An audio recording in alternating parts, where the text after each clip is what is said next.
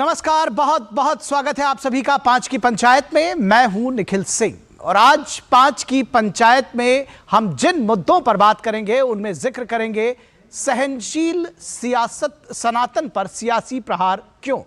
सहनशील सनातन इसलिए कह रहा हूं क्योंकि आप सब ने देखा है कि सनातन को लेकर आए दिन अभद्र और अनर्गल बयान दिए जाते हैं। देश के एक बड़े जनमानस को, सबसे बड़ी आबादी की धार्मिक मान्यताओं की खुले आम धज्जियां उड़ाई जाती हैं और इसके पीछे नियत सियासी बढ़त हासिल करने की होती है। तो आज जो सवाल इस पंचायत में उठाए जाएंगे उसमें होगा कि क्या सनातन की सहनशीलता और हिंदुओं की सहिष्णुता का लाभ सियासी तुष्टीकरण के लिए किया जा रहा है, और क्या बात सिर्फ यहीं तक सीमित है या फिर अयोध्या में भव्य राम मंदिर के निर्माण से विपक्षी दल परेशान है और इसलिए ही इस तरह के सनातन विरोधी बयानों की बाढ़ सी आ गई है। समाजवादी पार्टी के स्वामी प्रसाद मौर्य ने सनातन को धोखा बताया है और ऐसा पहली बार नहीं किया उन्होंने जब ऐसा बयान दिया हो। और विशेष बात यह भी है कि ऐसा करने वाले वो अकेले भी नहीं हैं। डीएमके नेताओं से लेकर बिहार के मंत्री चंद्रशेखर तक सनातन को अपने अपने तरीके से अपमानित करते रहे हैं। आखिर ऐसा क्यों है और सनातन पर प्रहार करने का यह समय क्यों महत्वपूर्ण है? क्या 2024 के चुनावों को लेकर कोई डर है? क्या अयोध्या में राम मंदिर के निर्माण को विपक्षी दल अपनी हार के तौर पर देख रहे हैं? ढेर सारे सवाल हैं जिनका उत्तर तलाशने की कोशिश करेंगे हम पांच की पंचायत में। फिलहाल सबसे पहले आइए आपको दिखाते हैं कि भारतीय राजनीति के दिग्गज नेताओं ने किस तरह की बदजुबानी की है और उस पर क्या है जो दूसरे नेता हैं उनके रिएक्शंस। हिंदू एक धोखा है, हिंदू धर्म नहीं है बल्कि एक धोखा है, और जिसे हम हिंदू धर्म कहते हैं वो कुछ लोगों के लिए धंधा है। पापियों का सर्वनाश तो कहते हैं ना, भगवान की जो लाठी होती है उसकी चोट दिखाई नहीं पड़ती है। जाको प्रभु दारुण दुख दीना ताकि मति पहले हर लीना। जैसे जो हमारे राजनीतिक प्रतिद्वंदी हैं वो कभी सनातन के विरोधी हो जाते हैं, कभी सनातन के समर्थक हो जाते हैं। उन्होंने दो गालियां दी। उन्होंने हिंदुइज्म को धोखा कहा है, उन्होंने इसको धंधा भी कहा है, और धोखा और धंधा कहने के बाद में वो समाजवादी पार्टी के एक प्रमुख नेता बने हुए हैं। इसलिए हमको ये समझना चाहिए कि समाजवादी पार्टी उनके मुख से ये सब कहलवा करके हिंदू समाज में बिखराव और मुस्लिम वोट इकट्ठा करने का षड्यंत्र रच रही है। हाँ। मैंने बोला है, राष्ट्रीय अध्यक्ष ने भी कहा है कि ये उनके व्यक्तिगत विचार है, कोई पार्टी की सोच नहीं है। जो उनकी राय है वो सिर्फ उन्हीं की राय है, समाजवादी पार्टी की उससे कोई लेना देना नहीं। सनातन धर्म और हिंदुओं के खिलाफ जहर उगल रहे हैं। अब ऐसा प्रतीत होता है कि अब स्वामी प्रसाद मौर्य जी के पाप का घड़ा भर चुका है। इतने दिनों से विष वमन कर रहे हैं स्वामी प्रसाद मौर्य जी। उनके राष्ट्रीय अध्यक्ष समाजवादी पार्टी के माननीय अखिलेश जी कार्रवाई अभी तक नहीं कर रहे हैं, बल्कि ऊपर से प्रमोशन उनका कर दिया हिंदुओं के खिलाफ बोलने के। राजनीति में जो धर्म का प्रयोग करेगा, राजनीति में जो वोट के लिए धर्म का प्रयोग, भगवान श्री राम का प्रयोग करेगा, वो पाप का भागी होगा, श्राप का भागी होगा, नरक का भागी होगा। एक मजबूत निर्णायक नेतृत्व ने आज भव्य राम मंदिर का पूर्ण निर्माण पूरा हो रहा है। तो वो लोग जो लोग कि अभी तक जो है वो इस क्रिमिनल करतूत के, कम्युनल करतूत के, क्रूर करतूत के सुरक्षा कवच बने हुए थे, उनमें बौखलाहट दिखाई पड़ रही है। ऐसे मूर्ख को, जैसा कि राम भद्राचार्य का एक मूर्ख है, ज्ञानी है, इसको किसी प्रकार ज्ञान है नहीं है, इसलिए उटपटांग बोलता है। ऐसे उटपटांग बोलने वाले की कोई महत्व नहीं है और जो बोलता है सब झूठा बोलता है।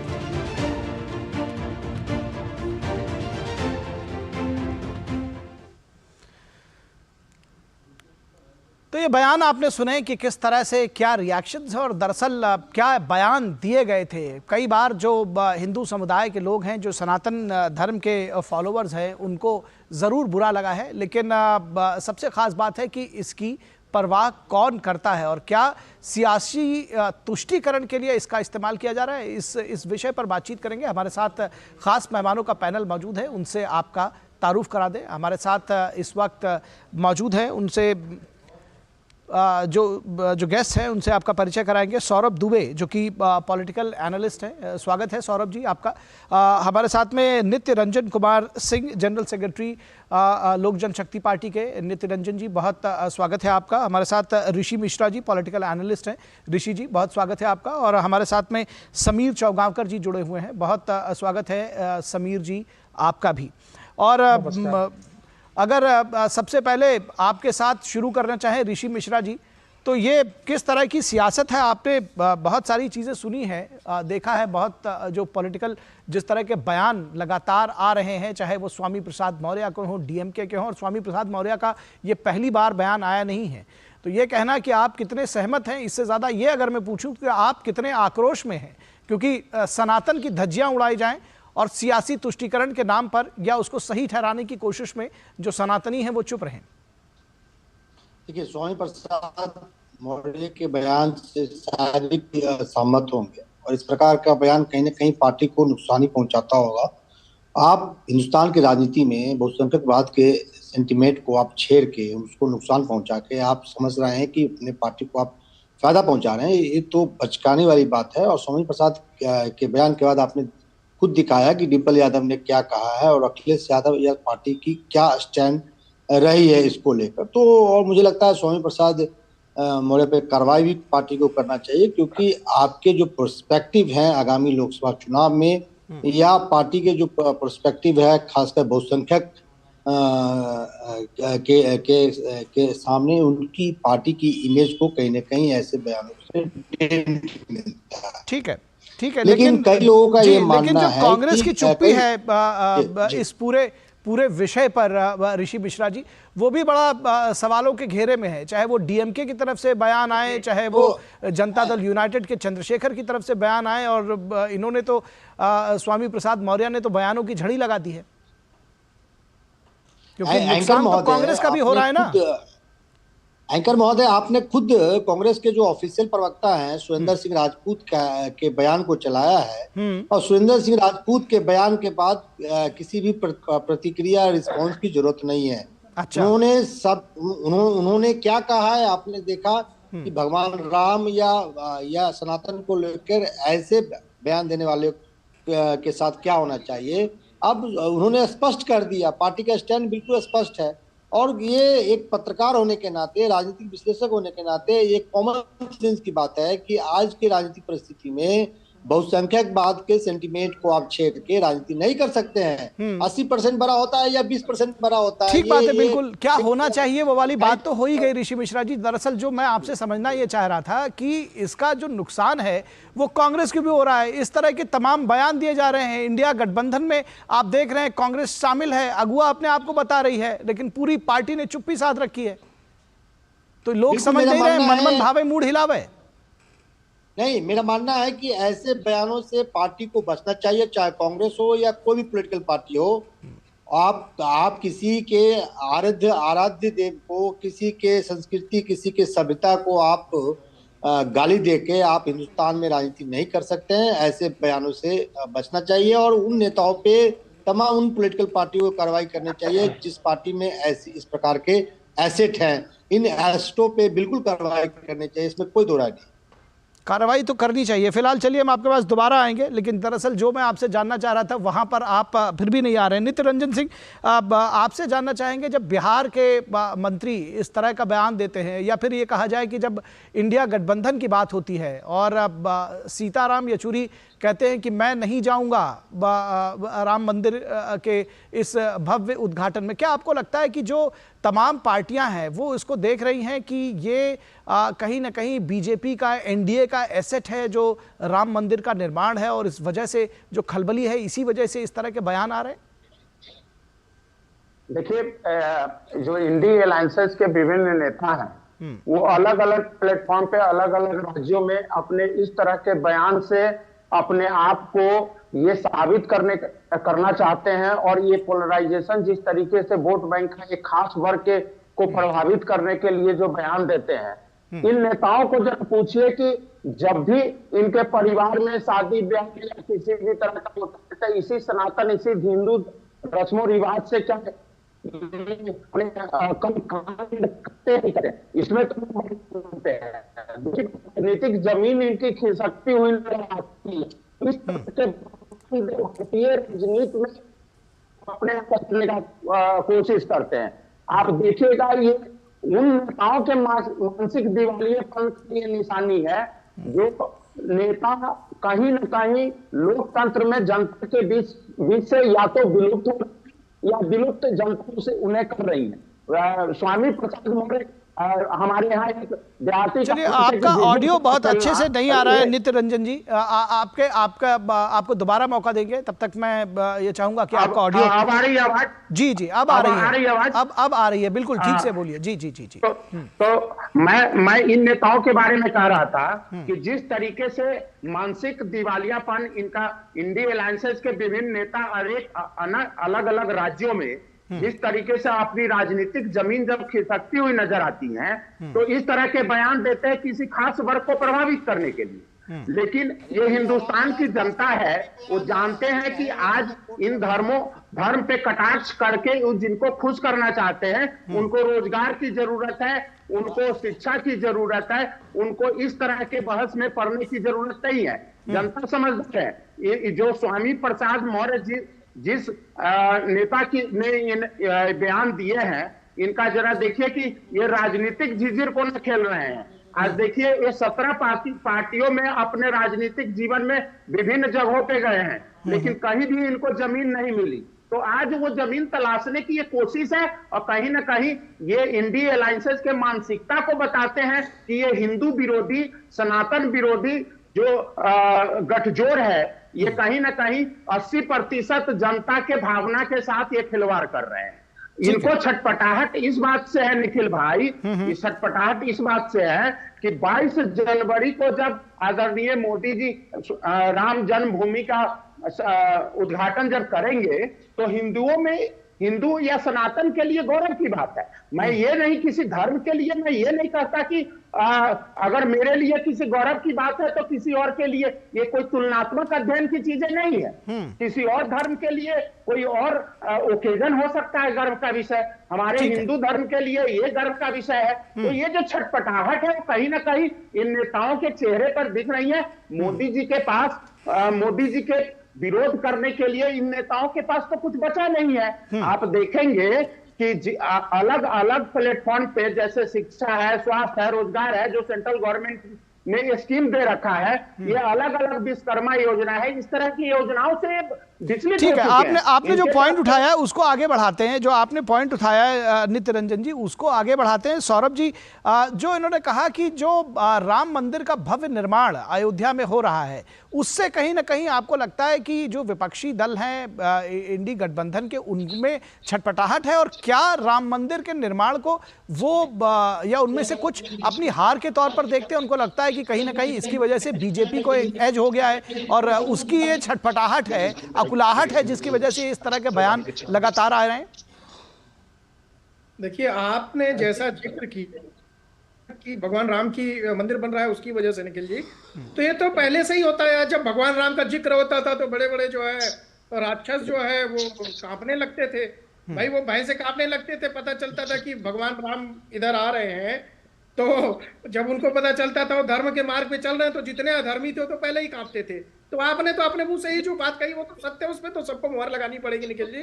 वही बात आगे की देखिए, मैं मानता हूं कि ये पूरा एक गाली गैंग है। ये गाली गैंग जो है ये बिहार से शुरू हुआ। एक बिहार के शिक्षा मंत्री जिन्होंने रामचरितमानस का अपमान करना शुरू किया, उसके बाद ये समाजवादी पार्टी उत्तर प्रदेश में जो समाजवादी पार्टी के महासचिव बताए जाते हैं और उनको प्रमोशन भी उसके बाद दिया गया था, जहां तक मेरी जानकारी है, रामचरितमानस का अपमान करने के बाद। और रामचरितमानस का आज से नहीं, पिछले 1 वर्ष से लगातार अपमान कर रहे हैं और कुछ न कुछ विवादित टिप्पणी कर रहे हैं। और अब ये जो गाली गैंग का फैशन है ना, ये गाली गैंग का फैशन अब साउथ तक पहुंच गया है। साउथ में क्या सोचा जा रहा है, उत्तर प्रदेश और बिहार के नेता जिस प्रकार से सनातन को गालियां देने का प्रयास कर रहे हैं, रामचरितमानस का अपमान कर रहे हैं, तो हम लोग क्या करते हैं कि हम सीधा हिंदी भाषी लोगों को गाली देते हैं। आज वही क्रम जो है जो साउथ में पहुंच गया, साउथ भारत में, दक्षिण भारत के लोग खुला ये बोल रहे हैं कि भैया उत्तर प्रदेश और बिहार के लोग आकर के यहाँ शौचालय साफ करने के लिए आते हैं। बताइए, जहां पर लोग जो है पहले डेंगू बता रहे थे सनातन धर्म को, उसके बाद जो है सीधा सीधा हिंदी भाषियों को उन्होंने शौचालय साफ करने वाला बता दिया। मैं स्पष्ट रूप से कहना चाहता हूं, जो ये सनातन का अपमान करने वाला गाली गैंग है, जो ये पूरा हिंदू विरोधी गैंग है, जो ये सनातनी दुष्प्रचार करने वाला गैंग है, इसके पीछे कहीं ना कहीं कांग्रेस पार्टी का हाथ है। और जिस प्रकार से एक बड़े नेता महासचिव जो है समाजवादी पार्टी के लगातार बयान दे रहे हैं, वो स्पष्ट रूप से नजर आता है कि अखिलेश यादव कहीं ना कहीं उनके ऊपर हाथ बना करके रखे हुए हैं। उसका कारण सिर्फ और सिर्फ मुस्लिम तुष्टीकरण वोट बैंक है। जब उनको लगेगा कि मुस्लिम तुष्टीकरण के लिए जो ये हमारा जो प्यादा था ये फेल हो रहा है, अपने उसी प्यादे को बाकायदे पार्टी से निकाल दिया जाएगा। जिस प्रकार से डिंपल यादव जी अभी विरोध कर रही हैं, भाई आप विरोध कर रहे हो तो आप उस आदमी को पार्टी में बना के ठीक है। समाजवादी पार्टी के प्रवक्ता शिव कुमार दुबे जी हमारे साथ जुड़ गए हैं। ऋषि कुमार जी आते हैं आपके पास, चूंकि समाजवादी पार्टी के प्रवक्ता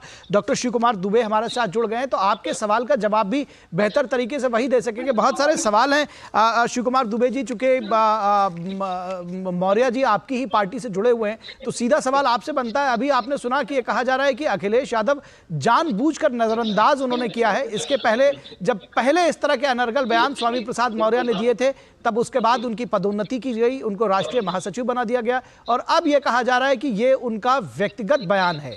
कैसे इस बयान से जोड़कर देखेंगे अपने आप को? देखिए, इसमें कैसा है, अभी वही है कि बात का बतंगड़ बनाना, जो कहावत है ना कि बात का बतंगड़ बनाना, वही हो रहा है। ठीक, हमारे राष्ट्रीय अध्यक्ष जी ने जब कल बोल दिया है, और उसके बाद भी अगर उनके अनुरूप कोई भी कार्यकर्ता हो, नेता हो, कितना भी बड़ा नेता हो, कोई भी हो, अगर पार्टी की गाइडलाइन को नहीं मानेगा तो उसके खिलाफ कार्रवाई होने से कोई नहीं रोक सकता है। ये 100% में अरे दिखावा है, आप एक साल से ही चिल्ला रहे हैं, वो एक साल से व्यक्ति सनातन को गाली दे रहा है, आज तक निकाला। दरअसल सवाल यही था सौरभ जी, वो उन तक पहुंच गया है, ऊपर ना बोले फिलहाल। ये सवाल यही बार बार आ रहा है कि वो जिसको जो आप कह रहे हैं कार्रवाई करेंगे, कब करेंगे कार्रवाई? नहीं, तो हर चीज का देखिए, अभी आप कोई क्राइम जब करते हैं ना, तो कोर्ट क्या ऑन दी स्पॉट जजमेंट दे देती है? कोर्ट भी बोलती है कि सिस्टम में आइए आप, और सिस्टम में आने के बाद हम डिसाइड करेंगे कि आप अपराधी है कि नहीं है। निखिल भाई, ये आप बताइए कि ये हिंदू धर्म के अस्तित्व पे क्वेश्चन उठा रहे हैं इनके नेता, और ये इनके प्रवक्ता पहले बात तो कहने दीजिए, पहले बात तो बोलने दीजिए। चलिए उनको खत्म कर लेने दीजिए, ये सवाल इनकॉर्पोरेट कर लीजिएगा शिव कुमार दुबे जी। ये जो पैनलिस्ट के जो सवाल हैं वो इनकॉर्पोरेट कर लीजिएगा। अभी नित्य रंजन जी ने पूछा कि सनातन धर्म के ऊपर इतना गहरा प्रहार किया जा रहा है, उनको खत्म करने की बात कर रहे हैं, और आप अभी उस पर कोर्ट बिठाएंगे, फिर देखेंगे। और ये पहला मौका नहीं है। जी ठीक है, उनको बोलने दीजिए, डॉक्टर दुबे को बोलने दीजिए पहले जी। मैं सनातन धर्म का विरोध बौद्ध धर्म के जो ऑफिशियली, मतलब जो वास्तविकता में बौद्ध धर्म है, उसके अनुयायी है, कोई भी विरोध नहीं करता। जो नकली बुद्धिस्ट है, स्वामी प्रसाद मौर्य जैसे लोग, वही सनातन धर्म को टारगेट करते होंगे।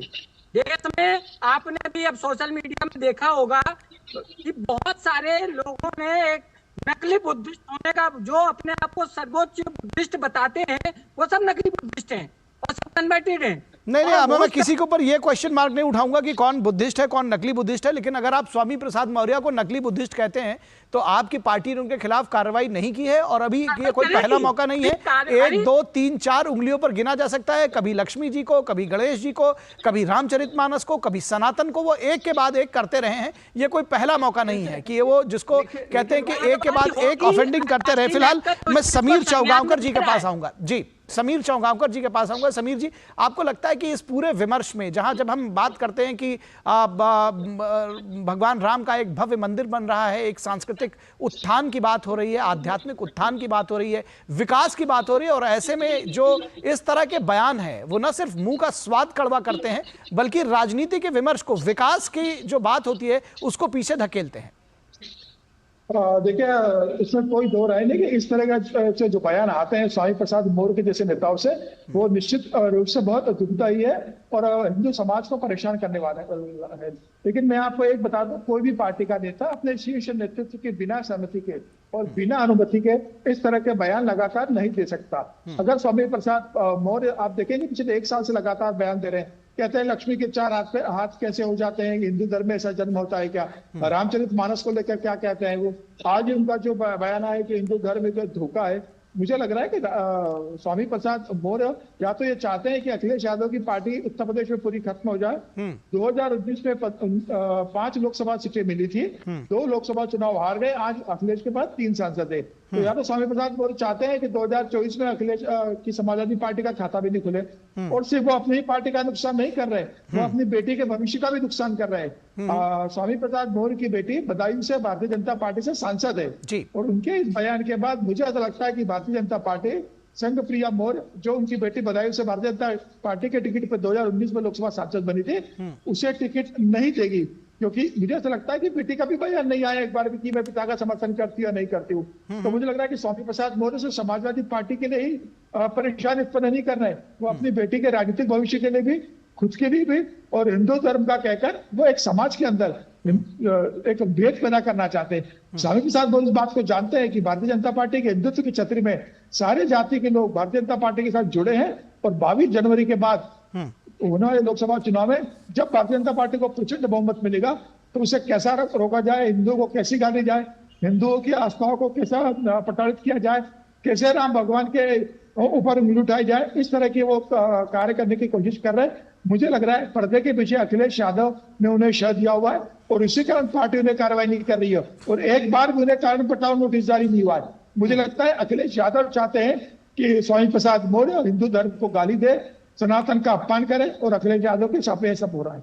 ठीक है, ऋषि मिश्रा जी, आपको नहीं लगता है कि कांग्रेस पार्टी को, उनके शीर्ष नेतृत्व को जिस तरह से मोहब्बत की दुकान की बात राहुल गांधी किया करते थे, अब उनके ही गठबंधन में शामिल दलों के नेता, चाहे वो डीएमके के लोग हों, और एक नहीं एक के बाद स्टालिन से लेकर के और दयानिधि मारन तक, और अब फिर स्वामी प्रसाद मौर्य, एक नहीं कई बार चंद्रशेखर, और कितने कितने बयान हैं वो आपको बेहतर मालूम है।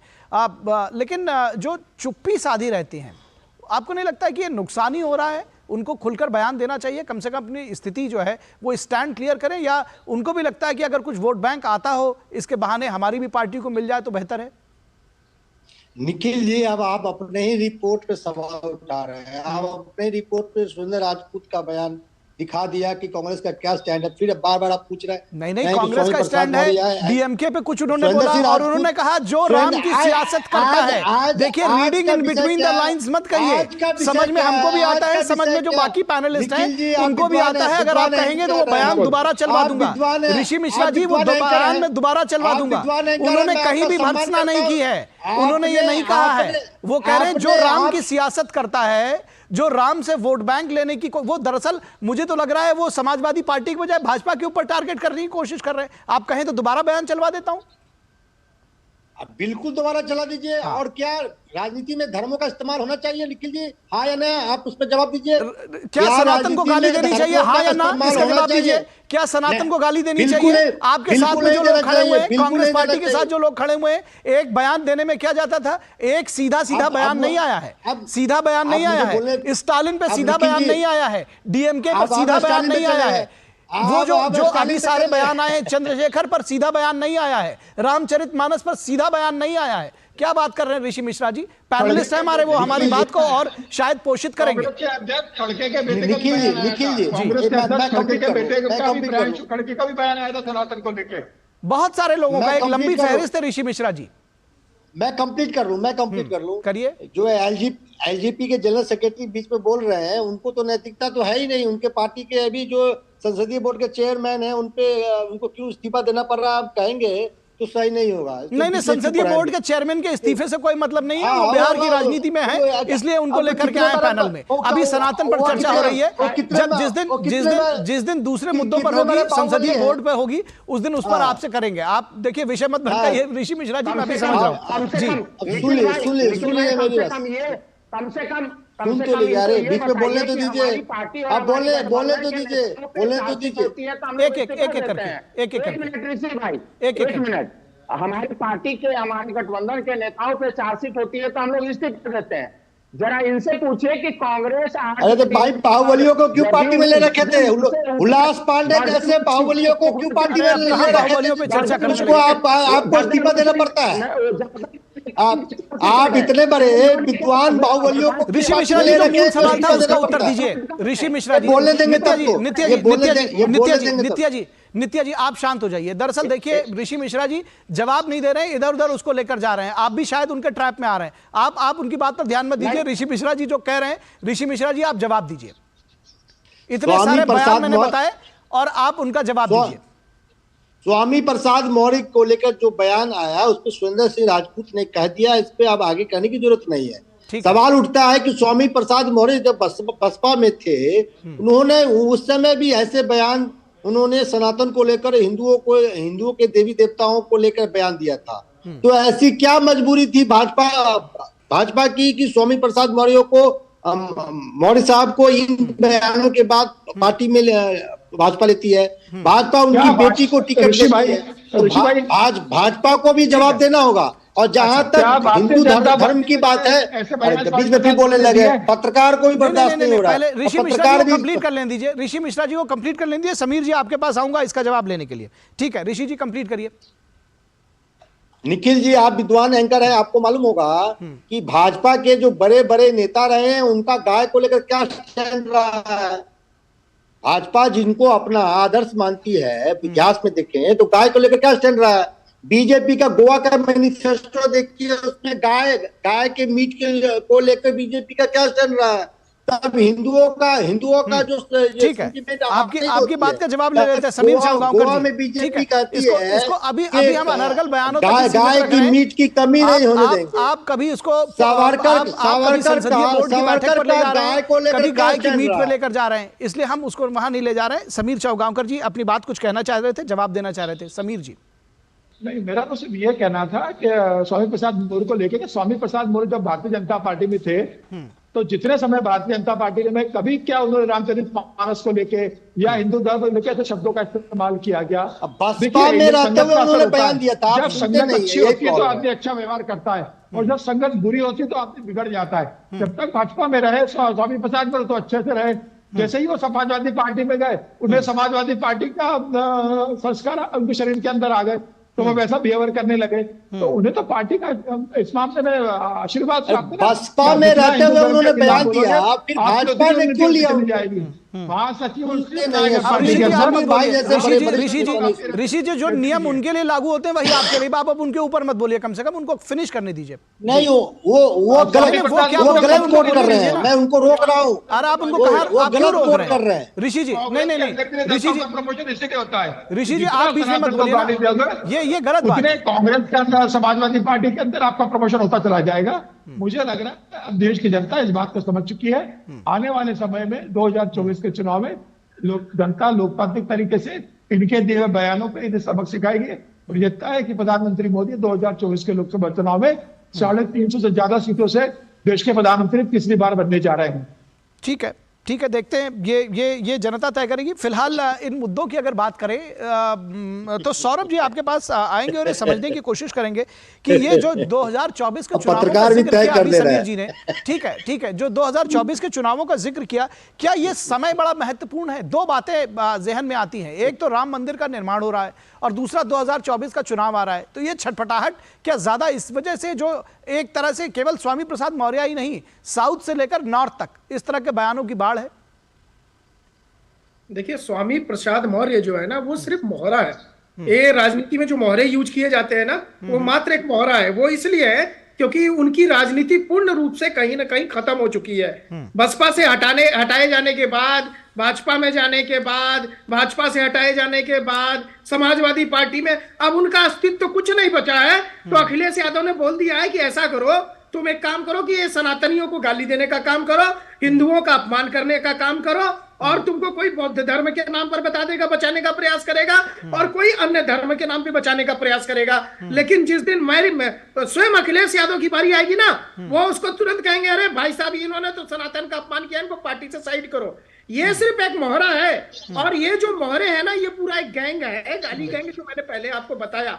देखिए बहुत ही जो एक विचार करने वाला विषय है। चुनाव एक अपनी जगह है, हिंदू धर्म की आस्था एक अपनी जगह है। जिस रामचरितमानस को हमारे पिताजी दादाजी बचपन से पढ़ते थे, चौपाइयां उनकी सुबह सुबह उठ करके हम लोग जिनको सुन करके सुबह हमारी नींदें खुलती थी, उसको आप उसको किस प्रकार से अपमानित करने का प्रयास कर रहे हैं। आप क्या बता रहे हैं कि लक्ष्मी जी के इतने हाथ और इतने पैर, मतलब आपको एक बड़ी पार्टी का संरक्षण है, तो इसलिए आप अनावश्यक रूप से कुछ भी बोल रहे हैं, क्योंकि आपको पता है कि आपको मीडिया कवरेज मिलेगी, और उस मीडिया कवरेज के लिए आप जो है अनर्गल प्रलाप कर रहे हैं सनातन के ऊपर, हिंदुओं के ऊपर गाली देने का जो प्रयास कर रहे हैं, और उन्हीं सीख लेते हुए आज सनातन है। आज सनातनी भी कह रहे हैं अरे भाई ये तो उत्तर प्रदेश वाले हैं, बिहार वाले हैं, इनको बुलाओ, इनको, ये हमारे यहाँ मजदूरी करने आते हैं, ये हमारे यहाँ टॉयलेट साफ करने के लिए आते हैं। मैं तो कहता हूं हमारे उत्तर प्रदेश और बिहार के नेता बेशर्मी की चादर ओढ़े हुए हैं, जिनको अपने उत्तर प्रदेश के 22 करोड़ लोगों का अपमान नहीं दिखाई देता। ऋषि मिश्रा जी जैसे राजनीतिक विश्लेषक जो चैनल पे बैठ करके मुस्कुरा रहे हैं, लेकिन उनको ये नहीं लगता कि हमारे सनातनियों का जो 22 करोड़ उत्तर प्रदेश के लोग हैं, और जो बिहार के लोग हैं, और भारत के जो 120 करोड़ सनातनी हैं, उनके भावनाओं के साथ खिलवाड़ हो रहा है। ये कोई मजाक का विषय नहीं है। हमारी भावनाएं आहत होती हैं जब आप दीपावली पर जो है लक्ष्मी जी के ऊपर बयान दे देते हैं। अभी पोल खोलता हूँ बीजेपी का बिहारियों को लेकर क्या स्टैंड है? आपके क्या परिवार में बीजेपी का बिहारियों को लेकर क्या स्टैंड है? अभी पोल खोलता हूँ, मौका देकर बोलने दीजिए। अभी बच्चे के पैदा होने से लेकर के व्यक्ति के मरण तक एक संस्कार होता है, उस संस्कार को जो है आहुति अरे ओपी धनखड़ ने बिहार के बेटियों के लिए क्या कहा था? राजनीतिक आहुति भाजपा के हरियाणा के प्रदेश अध्यक्ष बोलता है हिंदू धर्म डेंगू है। बताइए हमको डेंगू बताया जा रहा है हमारे धर्म को। ठीक है, अभी पोल खोलता हूँ, रुक जाइए, मौका दीजिए। अभी पोल खोलता हूँ, आपको देंगे मौका, आपको देंगे मौका। तो हमें गालियां देने का प्रयास करेंगे ये लोग। इनको अरे ओपी धनखड़ को बताओ ना, दरअसल ठीक है, बिहार के बेटियों के लिए ठीक है। ऋषि जी इस तरह से वन वे ट्रैफिक मत बनाइए प्लीज। मुझे अपने पैनल से रिक्वेस्ट करना पड़ेगा कि आप ऑडियो आउट करें। नहीं, इस तरह से चर्चा नहीं चलेगी ऋषि जी, इस तरह से चर्चा नहीं चलेगी। जब आप बोलते हैं तो दूसरों को बोलने नहीं देते, जब दूसरे बोलते हैं तो आप उनके ऊपर बोलते हैं। ये बिल्कुल गलत बात है। देखिए बाकी सब लोग अपनी अपनी बारी की तरफ से बोल रहे हैं, आप खुद एनालाइज करिए। ठीक है, मैं आपके पास आऊंगा। मैंने कब आपको मौका नहीं दिया? आपको ऐसा लगता है कि मैं आपको बोलने नहीं दे रहा हूं? ऐसा तो हुआ नहीं है। तो फिर आपके पास आऊंगा ना, आपके पास आऊंगा। अभी आप शांत रहे, मैं बहुत देर से वेट कर रहे हैं। डॉक्टर शिव कुमार दुबे, डॉक्टर शिव कुमार दुबे, आप इस पूरी चर्चा से इतनी देर से जुड़े हुए हैं, आप देख रहे हैं, और खासतौर पर यह सवाल जो उठाया जा रहा है कि सहनशील सनातन पर प्रहार, आपको नहीं लगता है कि समाजवादी पार्टी में आप हैं, ठीक है, लेकिन उससे पहले एक सनातनी के तौर पर ये सवाल पार्टी के अंदर भी उठाए जाने चाहिए? और अब तो आप देख रहे हैं कि वो कह रहे हैं कि अखिलेश यादव के मोहरे हैं, और जानबूझकर इस तरह के बयान दिलाए जा रहे हैं ताकि जो मुस्लिम वोटों का तुष्टीकरण है वो हो सके। देखिए, कहने वाले तो कहेंगे, इसमें कोई शक नहीं है। यहाँ तो आज के कलयुग में आपने देखा नहीं, 4 बार अगर स्टेटमेंट्स आते हैं और उस पर कार्रवाई नहीं होती है तो कहने वाले क्या सभी कहेंगे? वो बात तो सुनिए, बाप बेटे को गाली देता है, बेटा बाप को गाली देता है, ये कलयुग है। तो यहाँ तो भगवान पे भी क्वेश्चन उठाने वाले लोग हैं। स्वामी प्रसाद मौर्य जैसे लोग, ऐसा नहीं है कि हमारी पार्टी में, अन्य पार्टियों में भी हैं। ये हो सकता है कि वो मुखर करके सामने नहीं आ रहे। आपका ऑडियो बहुत ठीक से नहीं आ रहा है, इनका तर्क भी ठीक से नहीं आ रहा। जी तर्क भी इनका ढीला है ऑडियो की तरह। नहीं, आप बोलने की कोशिश करिए। डॉक्टर शिव कुमार दुबे जी, आप अपना ऑडियो एक बार चेक कर लें। आप कितने बड़े सनातनी बताइए? ये मेरा जनेऊ ये इस बात का गवाही देता है कि आपसे बड़ा सनातनी हो। अरे जनेऊ आपका ऑडियो नहीं आ रहा है, आपका ऑडियो नहीं आ रहा है। दरअसल जो जिस सनातन की बात आप कर रहे हैं वही सवाल आपसे पूछा जा रहा था कि पार्टी के फोरम पर भी ये सवाल आप उठाते। ऋषि मिश्रा जी, आपके पास आएंगे। आप बहुत देर से दूसरे के ऊपर बोल रहे हैं, लेकिन ये सवाल जो आपसे बार बार पूछा जा रहा है वो सवाल तब भी रहेगा कि जब इतने सारे बयान अगर आप कहेंगे तो मैं पढ़ दूंगा, स्टालिन से लेकर के चंद्रशेखर से लेकर के और बहुत सारे बयान हैं, तो क्या ये कांग्रेस को लगता है कि अगर अखिलेश यादव कुछ अगर गेन करेंगे तो उसमें उनको मिलेगा? हालांकि मिलेगा या नहीं मिलेगा ये भविष्य की बात है। ऋषि मिश्रा जी। जी आवाज आ रही है मेरी? जी आप बोलिए। देखिए, मैंने समीर जी के बीच में इसलिए बोला कि समीर जी गलत तथ्य को रख रहे थे। जो मैंने कहा तो बसपा में जब आपकी बारी आती तब आप बोलते ना, आप तब आप बोलते कि वो उन्होंने गलत तथ्य रखा। इसमें तो किसी की बात नहीं समझ में आती फिर ना। चलिए जारी रखिए जी। बसपा में रहते हुए स्वामी प्रसाद मौर्य साहब ने जो बयान दिए हिंदू देवी देवताओं को लेकर, उसके बावजूद भी ऐसे लोगों को भाजपा ने अपने पार्टी में क्यों स्थान ही नहीं दिया? उनकी बेटी को आनन फानन में टिकट दे दिया लोकसभा का।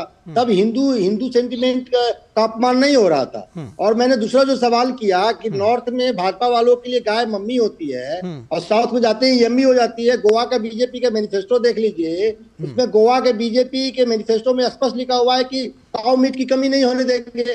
तो गाय हमारे लिए माता है नॉर्थ में, और साउथ में कुछ पता नहीं गाय क्या हो जाती है बीजेपी के लिए। और सावरकर ने गुरु को क्या कहते हैं, जो सावरकर भाजपा के जो आदर्श रहे हैं, उनका गाय माता के लिए क्या स्टैंड है? उन्होंने कभी नहीं कहा कि गाय जो है धार्मिक पशु है, जबकि गाय हमारी हिंदुओं के लिए सेंटिमेंट की चीज है, आस्था की चीज है, धर्म का चीज है। तो भाजपा का भी स्टैंड जो है कई विषयों के लेकर क्या रहा है? ठीक है, आपका पॉइंट आ गया, आपका पॉइंट आ गया ऋषि मिश्रा जी। सौरभ दुबे जी के पास जाते हैं। आपका पॉइंट आ गया ना, आपका पॉइंट आ गया। अब सौरभ दुबे जी के पास जाते हैं। सौरभ दुबे जी ये कह रहे हैं कि उनकी बेटी को क्यों शामिल कर लिया, वो आपकी भी पार्टी में थे। आपने सारे तर्क सुने, जवाब आपका। देखिए मैं बिल्कुल ठीक कह रहा हूँ। और रही बात जो गाय पे प्रवचन दे रहे हैं ना, गाय पे प्रवचन जो है बच्चा जानता है। जिस पे सवाल पूछा जाए ऋषि जी उस पे दीजिए, इधर उधर की बात मत करिए। देखिए, सब पहली बात तो क्या है कि जो ये कह रहे हैं कि बसपा में थे, पहले बसपा से भाजपा में आए, भाजपा में रहते हुए क्या स्वामी प्रसाद मौर्य ने कभी भी ऐसा बयान दिया क्या? कभी भी इस प्रकार की हिम्मत की क्या? क्यों ऐसा होता है कि भाजपा में ना रहते हुए भाजपा में, तो भाजपा के जाने के बाद या भाजपा के आने के पहले अन्य पार्टियों के क्या संस्कार ऐसे हैं जो वहां पर जाकर के नेता गालियां देते हैं हिंदुत्व को? आखिर भाजपा में आने के बाद क्यों नहीं हिम्मत पड़ती किसी की? भाजपा में अगर आकर के हिम्मत है तो गाली देकर के दिखाए उनकी बेटी को। देखिए, मैं एक बात कह रहा हूं साफ कि ये बात जो है राजनीति से जोड़ करके आप देख रहे हैं, अच्छी बात है, लेकिन उससे बड़ा जो हम यहाँ पर लोग बैठे हैं, अभी शिव कुमार दुबे जी अपना जनेऊ अपनी जनेऊ दिखा करके बता रहे थे मैं ब्राह्मण हूँ। यही तो मैं कह रहा हूँ कि हम जो हिंदू है, हमारी कोई भी जाति है, लेकिन हमारा जो सनातन धर्म है, अगर उस पर कोई टीका टिप्पणी करता है, और टीका टिप्पणी नहीं उसको अपमानित करने का प्रयास करता है, तो क्या हम सनातनी चुपचाप सुनते रहेंगे? और मान लीजिए हम नेता तो सुन सकते हैं निर्लज होकर के, लेकिन वो जो जनता जो सुबह शाम वो क्या विचार लेकर के बैठेगी? ये जो राजनीतिक विश्लेषक ऋषि मिश्रा जी बैठे हैं, जो कांग्रेस की विचारधारा से सहमत होते हैं हमेशा, मैं इनसे पूछना चाहता हूँ कि क्या आप चुनाव भी सनातन का अपमान करके ही जीतना चाहते हैं? अगर आपको जीतने की इतनी भूख है तो क्या सनातन का अपमान करके ही जीतेंगे? लेकिन मैं एक बात कह दूं आपको, अभी तक सनातन का अपमान आप करते आए थे। अब गाय पे भैया जवाब नहीं दिया। अब जो है ना सौरभ दुबे जी, पंडित सौरभ दुबे जी, गाय पे जवाब नहीं दिया आपने। आप बात कह रहे हैं, सुनिए, गाय अगर आप नहीं जानते, हम तो पढ़ते हैं, गाय हमारी माता है, हम उसकी पूजा करते हैं। अगर आपको गोवा में क्या हो जाता है? गोवा में अभी देखिए, हम गायवाद की चर्चा पे नहीं जा रहे। ठीक है, बहुत देर से ठीक है। शिव कुमार दुबे जी बहुत देर से कुछ कहना चाह रहे हैं, उनका ऑडियो भी पिछली बार ठीक से नहीं आ पाया था। शिव कुमार दुबे जी, आप रखिए अपनी बात। कि किसी भी चीज को अगर आप बात को बतंगर बनाएंगे तो वो चीज अच्छी नहीं हो। और भारतीय जनता पार्टी की फितरत है बात को बतंगर बनाने की, चाहे वो कि आज इनके पास सर्वसत्ता है। मेरी आवाज आ रही है? जी जी बिल्कुल आ रही, बोलिए। आज इनके पास सारी सत्ताएं हैं। तो भारतीय जनता पार्टी ऐसा नहीं करती है कि किसी की हिम्मत ना हो। देखिए, देश में भय भिन्न हो ना प्रीत, ये एक हमारे जो बुजुर्ग कह गए ना, वो 100% सत्य है कि भय भिन्न प्रीत नहीं होती है। और खास तौर पर हमारे जैसे देश में तो आप कानून बनाइए, कानून ऐसा लाइए कि कोई हमारे धर्म की उंगली ना उठा पाए। हमारे ही धर्म नहीं, किसी भी धर्म के खिलाफ कोई उंगली ना उठा पाए। भाई आखिरकार क्यों इनको ऐसी आजादी दी है? संविधान में क्यों नहीं संशोधन करते हैं कि ऐसे कुछ ऐसे किया जाए और कड़े से कड़ा कानून, नॉर्मल कानून। अच्छा, बिल्कुल ठीक है शिव कुमार दुबे जी, लेकिन कानून तो अपना काम करेगा, कोई मुकदमा दर्ज कराएगा उनके ऊपर तो कार्रवाई होगी इस तरह से। लेकिन पार्टी तो पहले कर सकती थी, साल भर से ज्यादा समय हो गया जब वो इस तरह करते थे। अब आप कानून का इंतजार करें, पार्टी को तो कोई इंतजार करने की जरूरत नहीं, वो तो जब चाहे तब कार्रवाई कर सकती थी। इतना विलंब क्यों है, क्यों छूट दी जा रही है? एक अगर पहली बार ही कार्रवाई हो जाती तो शायद ये दोबारा तिबारा चौथी बार नहीं होता। डॉक्टर शिव कुमार दुबे से जो है संपर्क नहीं हो पा रहा है, उनके नेटवर्क में कुछ प्रॉब्लम है। फिलहाल नित्य रंजन कुमार सिंह के पास आते हैं। नित्य रंजन जी, ये समझना चाहेंगे जो बिहार की सियासत है उसमें आपने देखा है कि चंद्रशेखर इस तरह के बयान पहले भी देते रहे हैं, बावजूद उसके चाहे वो लालू प्रसाद यादव हो, तेजस्वी हो, मतलब आरजेडी हो या फिर जेडीयू हो, और या फिर कांग्रेस से जुड़े उनके साथी हो, कोई भी इसके विरोध में बयान नहीं देता और आज भी नहीं दे रहा है।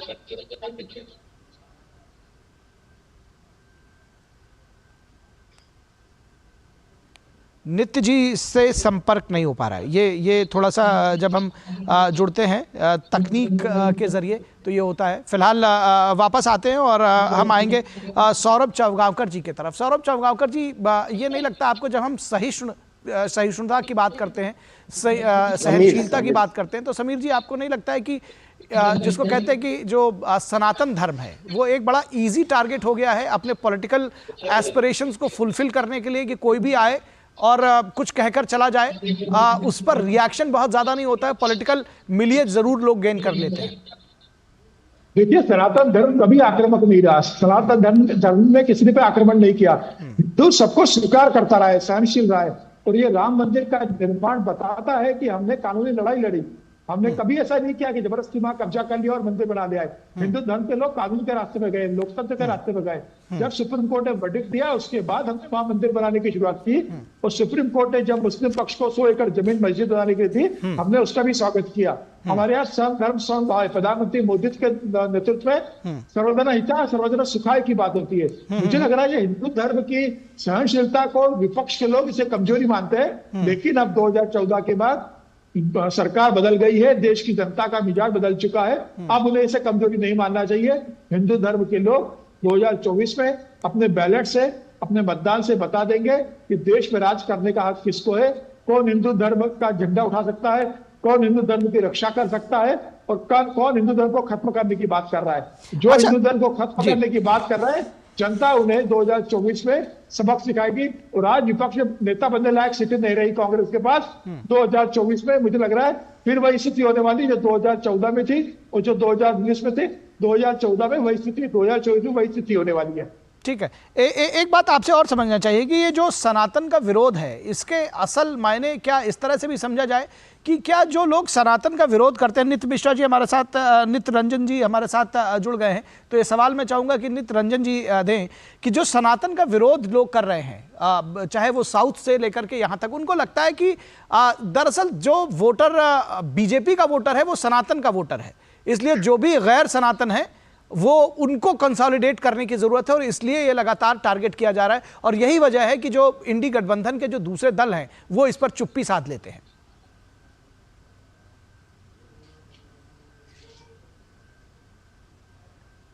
नित्य जी, आपको मेरी आवाज जी 90,000 वर्ष अनज में जी आवाज आ रही है सर? जी आ रही है, बोलिए। आवाज आ रही है मेरी? जी आ रही है, बोलिए। देखिए, जो सनातन धर्म है, सनातन धर्म 90,000 वर्ष पुरानी धर्म है। 90,000 वर्ष में न जाने कितने ऐसी शक्तियां थी जो सनातन को खत्म करने की कोशिश की। आज उन्हीं शक्तियों में से ये, लेकिन अपने राजनीतिक महत्वाकांक्षाओं को साधने के लिए ये सनातन को हथियार के तौर पे इस्तेमाल करते हैं। ये वो लोग हैं जो अपने एवार्ड को वापसी करते हैं, टुकड़े टुकड़े गैंग के रूप में जाने जाते हैं। यही वो लोग हैं जो भारत विरोधी नारे लगाते हैं। यही वो लोग हैं जो कभी रामचरितमानस पर, कभी हिंदू देवी देवताओं पे टिप्पणी कर करके अपनी टीआरपी को बढ़ाते रहते हैं। लेकिन ये किसी खास वर्ग को खुश करना, आज जो जनता जिस तरीके से देख रही है इनको अभी पता नहीं है, एहसास नहीं है इस बात का कि जिस हिसाब से इंडी अलायंसेस के नेताओं का चरित्र पूरे भारतवर्ष में अलग अलग राज्यों में दिख रहा है, ये मोदी जी के भय ये लोग भयभीत हैं, ये जाते नहीं है। ऋषि मिश्रा जी और अभी मित्र हमारे थे सपा के में, वो जो बोल कि बौद्धिस्ट नकली तो असली बौद्धिस्ट बौद्धिस्ट का जो निर्माण हुआ, उत्पत्ति हुआ, कहीं ना कहीं सनातन और हिंदू बेसिक है। ये ऋषि मिश्रा जी भाई हमारे जो डिबेट को डिबेट करते रह रहे हैं, कभी संसदीय। चलिए, आपकी ऑडियो भी नहीं आ रही थी और अब जी ठीक है, आपका पॉइंट आ गया, आपने लगभग अपनी बात कह दी है। एक चीज़ और समझना चाहेंगे सौरभ दुबे जी आपसे कि जब हम बात राम मंदिर के निर्माण की करते हैं, आपको लगता है कि इन सारी सियासत के पीछे कहीं एक जो इनसाइट है वो राम मंदिर का निर्माण है? लोगों को लगता है कि ये शायद विपक्षी दलों को कि ये उनकी हार हुई है और इसलिए इस तरह का जो गाहे बगाहे जो है बयान आते रहते हैं, क्योंकि आपने देखा होगा कि मल्लिकार्जुन खड़गे तक का इस तरह का बयान आता है कि अगर इस बार फिर से बीजेपी जीत जाएगी तो सनातन जो है वो फिर से हावी हो जाएगा और सनातन धर्म फिर जीवित रहेगा। इस तरह का बयान क्या शो करते हैं? देखिए, निश्चित रूप से जो राम मंदिर है वो 500 वर्ष की संघर्ष की गाथा है। जो इस राम मंदिर को बनने के लिए कितनी त्याग, तपस्या और कितने कार सेवकों ने अपना बलिदान दिया है। जिस प्रकार से यही उत्तर प्रदेश के अंदर समाजवादी पार्टी कार सेवकों पर गोली चलाई और वो शहीद हुए, वो इसी राम मंदिर के लोग हुए थे। आज सुप्रीम कोर्ट के मामले से जरूर हिंदुओं को, हमको अपना अधिकार मिला है, लेकिन ये कहीं ना कहीं भाजपा के जो है वो हमेशा से सपने में रहा है कि भव्य राम मंदिर का निर्माण हो। भारतीय जनता पार्टी ने राम मंदिर आंदोलन की शुरू से वकालत की थी। शुरू से ही राम आंदोलन के अंदर जो उनके कार्यकर्ता लगे रहे और जो जहां तक उनके मैनिफेस्टो है, मैनिफेस्टो में हमेशा राम मंदिर घोषणा पत्र में उनके रहा है निश्चित रूप से। लेकिन बावजूद उसके हम सुप्रीम कोर्ट को धन्यवाद देते हैं कि उनके माध्यम से हमको अपना अधिकार मिला है। तो अब कहीं ना कहीं जिन्होंने गोलियां चला करके कार सेवकों पर राम मंदिर के निर्माण को रोकने का कार्य किया था, जिन्होंने ताला लगवा करके राम मंदिर के निर्माण को रोकने का कार्य किया था, जिनके पार्टी के सहयोगी जो कहते हैं कि भगवान राम थे ही नहीं, भगवान राम के काल्पनिक थे, मतलब भगवान राम के ऊपर प्रश्न चिन्ह लगाया, आज उन लोगों के जो है वो कहीं ना कहीं सपनों पर पानी फिर गया।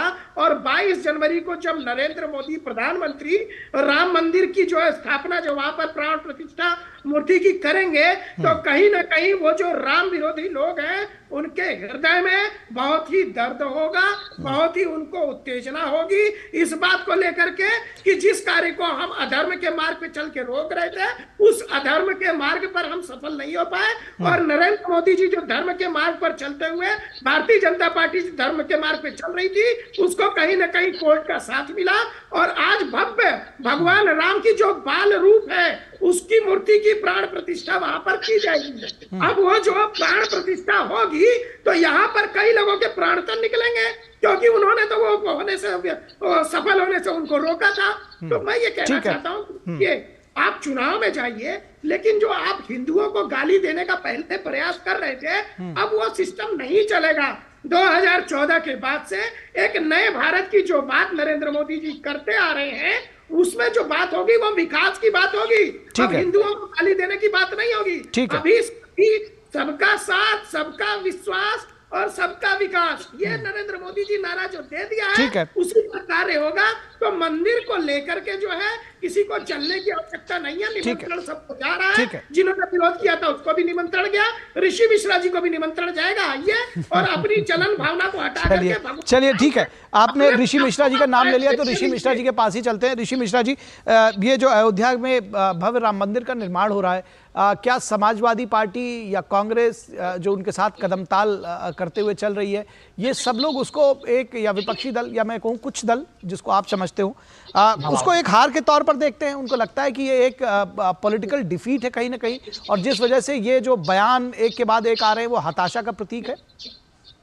नहीं, देखिए ऐसे बयान नहीं आने चाहिए, और ये कहीं न कहीं बीजेपी की तरफ से एक नैरेटिव बनाया जा रहा है कि कांग्रेस या तमाम जो पॉलिटिकल पार्टी है, विपक्षी पार्टी हैं, वो हिंदू विरोधी है, जबकि ऐसा नहीं है। आप अयोध्या में समिति के यहाँ वरिष्ठ पत्रकार बैठे हैं, नैरेटिव क्या बनाया जा रहा है ऋषि जी? आपने खुद ही सुना, चाहे वो उदयनिधि मारन हो या डीएमके का हो, इतने सारे बयान आ रहे हैं, तभी तो नैरेटिव बन रहा है ना? देखिए ऐसे मेरा मानना है निखिल जी, ऐसे बयानों से तमाम पॉलिटिकल पार्टी के नेताओं को बचना चाहिए, और खासकर आप ऐसे बयान देके बीजेपी को कहीं ना कहीं आप एक मुद्दा बैठे बैठाए एक मुद्दा दे रहे हैं, और इसका इस्तेमाल 2024 लोकसभा चुनाव में बीजेपी करेगी। तो ये पार्टी के जो रणनीतिकार हैं या शीर्ष जो लीडरशिप है, उनको इस चीज पे ध्यान देना चाहिए, ताकि ऐसे बयान नहीं आए और इससे बीजेपी को फायदा हो। जहां तक धर्म की बात है, धर्म निजी, हर एक व्यक्ति का निजी आस्था है, और कांग्रेस जो है हर धर्म का सम्मान करती है, और हिंदुस्तान वह गुलिस्ता है जहां सभी धर्मों का अपना एक अलग रिस्पेक्ट है, सम्मान है, और हम एक दूसरे के धर्म का सम्मान। नित्य जी आपके पास आएंगे, नित्य जी आपके पास आएंगे, नित्य जी थोड़ा धैर्य रखिए, फिर ये बाहुबलियों ठीक है। नित्य जी आएंगे आपके पास। नित्य जी आप तो बहुत धैर्य पूर्वक सुनने वाले व्यक्ति हैं, आपके पास आ रहा है, इसके बाद आप ही के पास आएंगे। ऋषि मिश्रा जी को कंप्लीट कर लेने दीजिए जी। देखिए बीच में बाहुबलियों की पार्टी के प्रवक्ता जो हैं बोलने लगते हैं, ये दिक्कत है। अब सुनिए कम से कम सुनिए, ध्यान से सुनिए आप।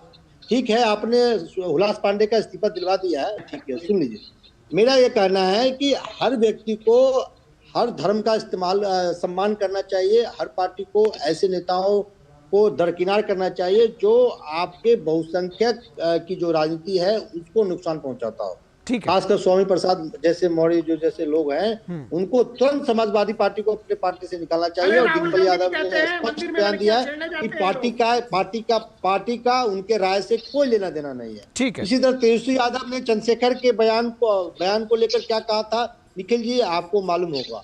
तो ऐसे नमूने हर पार्टी में होते हैं, लेकिन शीर्ष लीडरशिप की जिम्मेवारी बनती है कि ऐसे नमूनों पे कार्रवाई हो, ताकि जो हिंदुस्तान की जो रूट है। ठीक है, आपने अपनी बात कह दी, लेकिन इसमें बात जरूर आएगी जब शीर्ष नेतृत्व की बात होती है। लोग एक्सपेक्ट करते हैं कि राहुल गांधी की तरफ से, मल्लिकार्जुन खड़गे की तरफ से, या तमाम जो दूसरे लोग हैं, मल्लिकार्जुन खड़गे के बेटे ही इस तरह का बयान दे रहे हैं तो कोई क्या करेगा। बहरहाल उसकी वजह से आपने कहा मुद्दा दे रहे हैं। नित्य जी आपके पास आ रहे हैं। ऋषि मिश्रा जी ने कहा कि दरअसल लोग बीजेपी को मुद्दा दे रहे हैं। मुझे लग रहा है कि मुद्दा बनाया जा रहा है और हाथ से फिसल जाता है तो बीजेपी के पास आ जाता है। आपको याद होगा कि भाजपा में एक प्रवक्ता थी नुपुर शर्मा, जो एक किसी विवादित टिप्पणी करने के वजह से किसी चैनल के डिबेट में उनको भारतीय जनता पार्टी 72 घंटे के अंदर कार्रवाई करके उनको पार्टी से बाहर कर दिया, अलग कर दिया। आज ऐसे तुरंत कार्रवाई की हिम्मत अखिलेश यादव जी और राहुल गांधी जी जैसे नेता क्यों नहीं रखते हैं?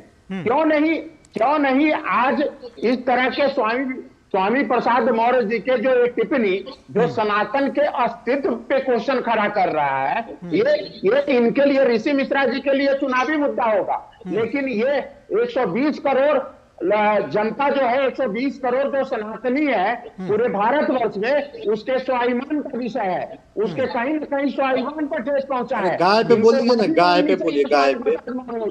और जैसे ऐसे लोग जो कहते हैं कि ये चुनावी मुद्दा है, ये अपने आप को धर्मनिरपेक्ष पार्टियां कह रहे हैं। ये धर्म के आगे में पोसे हुए ऐसे नेता हैं जो सत्ता की भूख के लिए जनता के स्वाभिमान का, जनता के मान का बलि चढ़ाकर अपने आप को गद्दी पर पहुंचना चाहते हैं।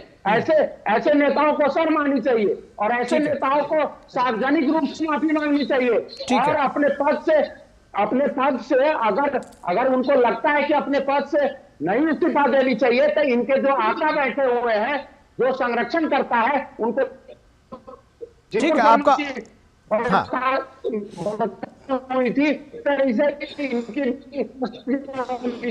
ठीक है, आपका पॉइंट आ गया। ठीक है, आपका पॉइंट आ गया। चलते चलते एक सवाल मैं और पूछना चाह रहा हूं समीर चौगांवकर जी से, जो मेरे जहन में। समीर चौगांवकर जी, दरअसल जब इस तरह के मुद्दे उठते हैं, दो बात मैं तब से लगातार कह रहा हूं। एक तो ये कि जो सनातन धर्म की सहिष्णुता का लाभ कहीं ना कहीं दूसरे दल उठा रहे हैं। इस तरह के जो बयान है, अनर्गल बयान और टिप्पणियां, मैं नाम नहीं लूंगा, दूसरे धर्मों के बारे में करने का साहस लोग नहीं कर पाते हैं, लेकिन ये जो किया जा रहा है ये गलत है। और दूसरा, इसका जो साइड इफेक्ट होता है कि विकास का जो मुद्दा है वो किनारे रह जाता है।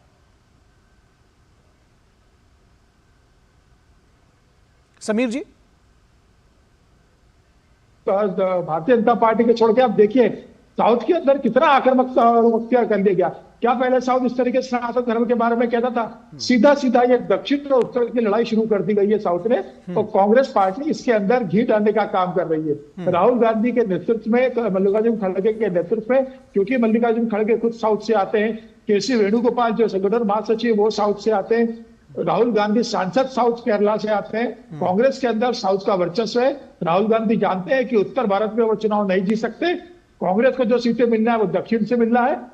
तेलंगाना जीता, कर्नाटका जीता, राहुल गांधी केरल से सांसद है, केरल में 20 में से 15 सीटें कांग्रेस के पास है। तो कांग्रेस जानती है कि उत्तर भारत में भारतीय जनता पार्टी के साथ टिक नहीं सकती और वह दक्षिण से सीटें जीतना चाहती है, और इसलिए वह उत्तर बनाम दक्षिण का भेद खड़ा कर रही है और सनातन पर आक्रमण करवा रही है, जिससे उत्तर भारत के लोग भले वोट ना दे, कम से कम दक्षिण भारत के जो लोग हैं वो कांग्रेस को और गठबंधन के सहयोग को वोट दे, जिससे कांग्रेस फिर से 50 सीटें जीत सके। चलिए, इस तरह का डिवाइड दरअसल नहीं होना चाहिए। मैं अपने सभी मेहमानों का, सौरभ दुबे जी का, नित्य रंजन कुमार जी का, ऋषि मिश्रा जी का, समीर चौगांवकर जी का और डॉक्टर शिव कुमार दुबे वो जुड़े हुए थे, अभी फिलहाल नहीं जुड़े हैं, सभी का धन्यवाद देना चाहूँगा। लेकिन इस निष्कर्ष पर जरूर पहुँचते हैं इस 5 की पंचायत में कि इस तरह के अनर्गल बयान से राजनीतिक लाभ हो सकता है, लोगों को होता हो, लेकिन एक बहुत बड़ा समुदाय है जिसको दुख पहुँचता है, जिसकी भावनाएं आहत होती हैं। और दूसरी बात यह है कि विकास जैसे मुद्दे जो हैं, जब हम बात करते हैं कि 2047 तक विकसित भारत बनाएंगे, तो विकास के जो मुद्दे हैं